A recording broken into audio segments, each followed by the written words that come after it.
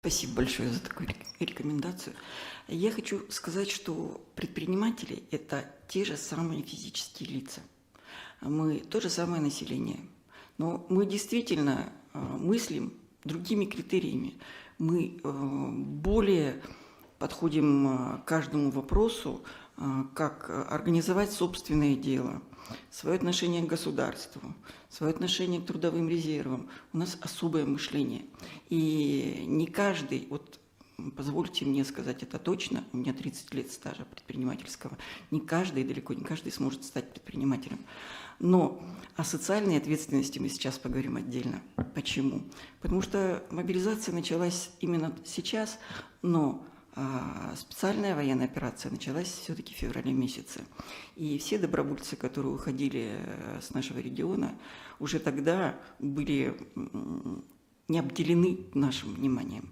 Уже тогда через ОНФ, по Союзу, по общественным движениям и общественной палате мы уже тогда помогали каждому добровольцу где-то материально, где-то именно экипировкой, потому что мы действительно понимали, что это необходимо сделать в первую очередь.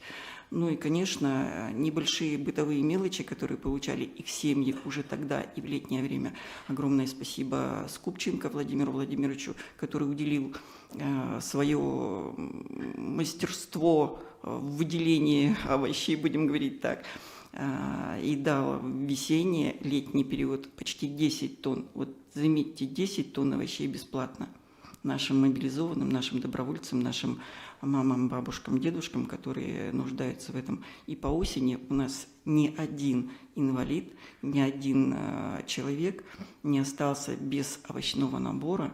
Это тоже было 10-15 тонн, выделены каждому округу. Вот подумайте, что это очень важно.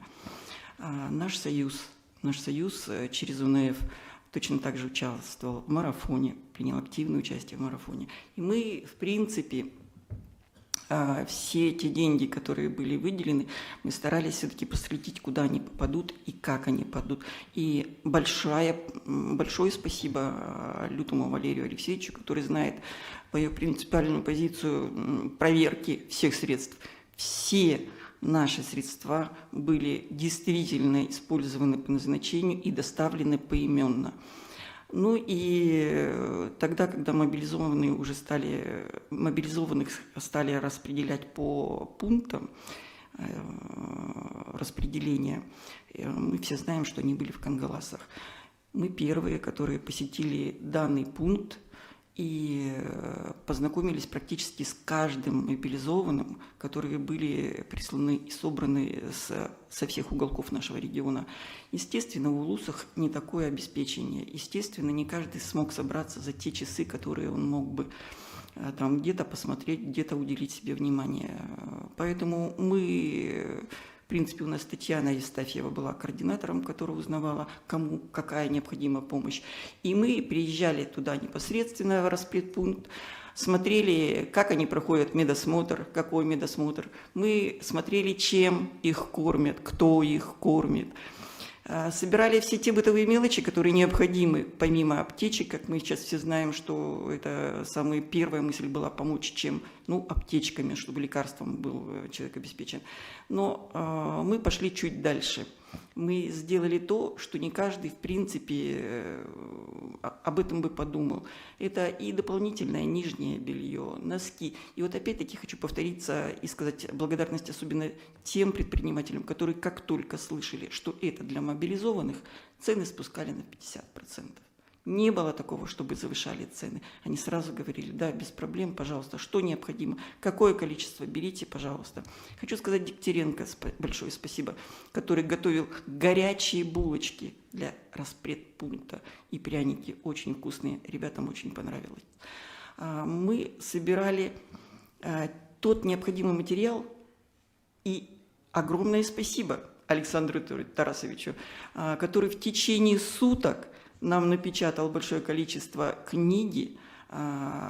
Они так были восприняты с восторгом, потому что мальчишки наши в Улусах не коммуницированы так, например, в городах. И вот эта книга им поможет, как себя действовать в незнакомой боевой обстановке. что предпринимать во время первых дней, когда они появились на позициях, с кем, как можно наладить отношения, на что обратить внимание, как рыть окопы. Мы все подходили в военную подготовку, мы все знаем многие вещи, но мы теряемся в первые дни. И вот эта книга как раз залог того, чтобы он остался в живых. Ну и, конечно, радостно то, что ребята, с которыми мы там познакомились, они попросили мой телефон и сейчас держат меня в курсе, как у них там дела, что у них со здоровьем, как их кормят. Я очень рада, когда они присылают свои фотографии и делятся своими интересными мыслями или куда они попали. Дима, мальчик с ВДВ, который, года, наверное, 4 закончил всего лишь. Армию пришел с армии, попал в разведку, пишет Ирина Владимировна. Я в разведке. Я говорю, лицо закрой, не вышли фотографии. Поэтому, видите, такие маленькие интересные случаи, они настраивают на диалог предпринимателя и населения, населения плюс население. И, конечно, я благодарю Айсена Сергеевича за то, что он всегда слышит наш союз и всегда помогает нам своим вниманием. Спасибо.